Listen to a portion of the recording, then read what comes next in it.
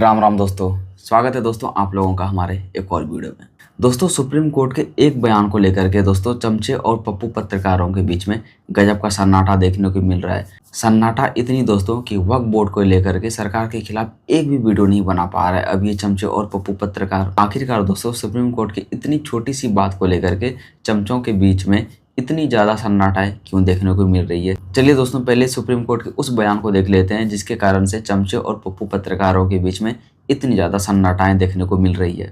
दरअसल दोस्तों supreme court में जो अभी वक्फ बिल को लेकर के बहस चल रही है उसके ऊपर बहस स्टार्ट करने से पहले ही सुप्रीम कोर्ट ने ये डिक्लेयर कर दिया दोस्तों, पार्लियामेंट से जो भी कानून बन के आएगी उसके ऊपर हम कोई भी रोक नहीं लगाने जा रहे हैं, क्योंकि पार्लियामेंट लोकतंत्र का मंदिर है और वहाँ पे जनता अपनी मर्जी से सरकार को चुन के वहाँ बैठाती है और सरकार के द्वारा बनाए गए किसी भी कानून को हम नहीं रोकेंगे। लेकिन अगर किसी को भी सरकार के उस बनाए गए कानून से आपत्ति है तो फिर वो सुप्रीम कोर्ट में शिकायत कर सकता है, लेकिन उसे सुप्रीम कोर्ट में ये भी प्रूव करना पड़ेगा कि सरकार के द्वारा जो ये बनाया गया कानून है वो किस तरीके से संविधान के मूल अधिकारों को नुकसान पहुंचा रही है। तब फिर उसके ऊपर सुप्रीम कोर्ट में चर्चा की जाएगी और अगर लगेगा कि सरकार के द्वारा बनाए गए इस कानून में कुछ बदलाव की जरूरत है तो सरकार को इसकी जानकारी दी जाएगी। लेकिन कानून को लागू होने से कोई नहीं रोक सकता है, भले ही उसमें कुछ चेंजिंगें आ जाए। इसी को लेकर के दोस्तों चमचे और पप्पू पत्रकारों के बीच में इतनी ज़्यादा सन्नाटा देखने को मिल रही है। जब दोस्तों सुप्रीम कोर्ट में 17 अप्रैल को पहली बार वक्फ बिल के ऊपर बहस हुआ था तब दोस्तों वहां पे सुप्रीम कोर्ट ने सरकार से 3 सवाल किया था। पहला दोस्तों वक्फ संपत्तियों का डिनोटिफिकेशन को लेकर के, जिसके तहत दोस्तों कोर्ट ने सरकार को यह साफ आदेश दिया था कि जब तक इसके ऊपर फाइनल सुनवाई नहीं आ जाती है तब तक कोई भी वक्फ संपत्ति चाहे वो पंजीकृत हो या फिर गैर पंजीकृत वो वक्फ बाय यूजर के तहत ही घोषित रहेगी। और दूसरा था दोस्तों केंद्रीय वक्फ परिषद और राज्य वक्फ बोर्ड में नियुक्तियों को लेकर के, जिसको लेकर के कोर्ट ने यहाँ ये आदेश दिया था कि जब तक वक्फ बिल के ऊपर फाइनल सुनवाई नहीं हो जाएगी तब तक इसमें किसी भी प्रकार से गैर मुस्लिम लोगों को शामिल नहीं किया जाएगा। और तीसरा था दोस्तों वक्फ बाय यूजर की मान्यता को लेकर के, जिसको लेकर के दोस्तों कोर्ट ने ये सुनिश्चित किया था वक्फ बाय यूजर के प्रावधानों को भी अभी नहीं हटाया जाएगा। ये वो 3 सवाल दोस्तों सुप्रीम कोर्ट से सरकार से पूछा गया था, जिसको लेकर के दोस्तों सरकार ने इसके ऊपर जवाब देने के लिए 14 दिन का समय मांगा था। और जब दोस्तों दूसरा हेयरिंग हुआ दोस्तों सुप्रीम कोर्ट में 14 दिन के बाद तो फिर इसके ऊपर सरकार ने अपना पक्ष रखा और इन तीनों सवालों का जवाब भी दिया। जिसके बाद दोस्तों सुप्रीम कोर्ट ने याचिकाकर्ताओं से और याचिकाकर्ताओं के वकील से भी एक सवाल पूछा कि वक्फ बाय यूजर के तहत जितनी भी प्रॉपर्टीज आती है क्या उसे रजिस्टर करना अनिवार्य था या फिर नहीं।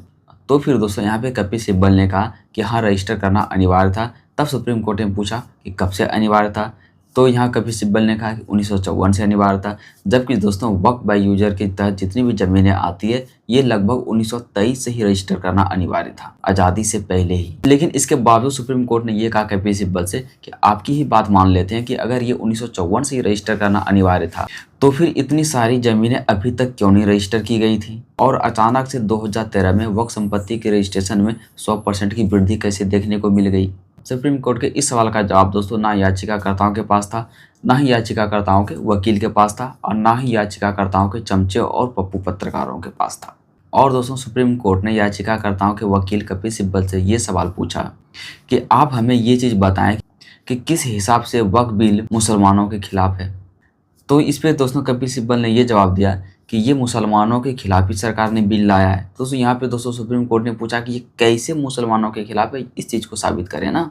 तो दोस्तों कपिल सिब्बल बोलता है कि ये मुसलमानों की ज़मीन को हड़पने के लिए लाया गया है। कैसे लाया गया ये नहीं पता है, लेकिन ये मुसलमानों की ज़मीन को हड़पने के लिए ही वक्फ बिल लाया गया है।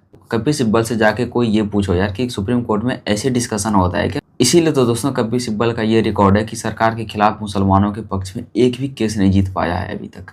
ये सिर्फ मुसलमानों के हितैषी बन के सामने आता है और मुसलमानों के भले के लिए भी जो चीज़ होने वाला होता है ये उसे भी चौपट कर देता है। जबकि दोस्तों सॉलिसिटर जनरल तुषार मेहता ने वक्फ बोर्ड को इस्लामिक माना ही नहीं। तुषार मेहता साहब का कहना है दोस्तों कि वक्फ बोर्ड का इस्लाम से कोई लेना देना नहीं है। तुषार मेहता की इस बात को लेकर के भी दोस्तों चमचे और पप्पू पत्रकारों को मिर्ची लगी पड़ी है। समझने वाली बात यहाँ पे ये है दोस्तों कि जितनी संपत्ति धर्म के नाम पे वक्फ बोर्ड के पास है, क्या इतनी संपत्ति भारत में और किसी धर्म के पास है? बिल्कुल भी नहीं है। ना ही मुसलमानों के वक्फ बोर्ड के तरह किसी और धर्म का धार्मिक बोर्ड बनाया गया है। अगर यहाँ पे दोस्तों बीजेपी सरकार अभी हिंदुओं के पक्ष में सनातन वोट लेके आ जाए तो फिर ये सारे चमचे और पप्पू पत्रकार गला फाड़ फाड़ के दोस्तों सरकार के खिलाफ आवाज उठाना चालू कर देगा और न जाने क्या क्या झूठ सही एक कर देगा सरकार के खिलाफ अपने सोशल मीडिया प्लेटफॉर्म पे आके। ये सभी चमचे और पप्पू पत्रकारों का दोस्तों एक ही टारगेट होता है, ये सिर्फ उसी पॉइंट को पकड़ता है जहां पे सरकार के खिलाफ कुछ बोली गई हो। जब कोई भी चीजें सरकार के पक्ष में जाता हुआ दिखता है तो फिर ये सारे चमचे और पप्पू पत्रकार के बीच में खामोशी और सन्नाटाएं छा जाती है। फिर तो ऐसा लगता है कि इसे किसी सांप ने सूंघ लिया हो या फिर इसके मुंह में जुबान ही नहीं हो कि अब जो सुप्रीम कोर्ट में बहस चल रही है वक्फ बिल को लेकर के ये सरकार के पक्ष में जाता हुआ दिख रहा है। अगर दोस्तों सुप्रीम कोर्ट की तरफ से वक्फ बिल में कुछ सुधार के साथ पूरे देश में लागू किया जाता है तो फिर ये सभी चमचे और पप्पू पत्रकार अपने बिल से बाहर निकलेगा और ये कहेगा कि आखिरकार सुप्रीम कोर्ट ने सरकार के गुरूर को तोड़ दिया और उनके बनाए हुए कानून को भी बदल दिया सुप्रीम कोर्ट ने। वैसे दोस्तों आप लोगों की क्या राय है कि वक्फ बिल पूरे देश में लागू होनी चाहिए या फिर नहीं होनी चाहिए? इस पे आप लोगों की जो राय जो भी ओपिनियन हो कमेंट सेक्शन में जरूर शेयर कीजिएगा और इन चमचे और पप्पू पत्रकारों के ऊपर भी आपकी जो भी ओपिनियन जो भी राय हो दोस्तों आप लोग कमेंट सेक्शन में जरूर शेयर कीजिएगा और वीडियो अच्छी लगी हो तो वीडियो को लाइक शेयर और चैनल को सब्सक्राइब कर लीजिएगा। मिलते हैं दोस्तों अगली वीडियो में। जय हिंद, जय भारत।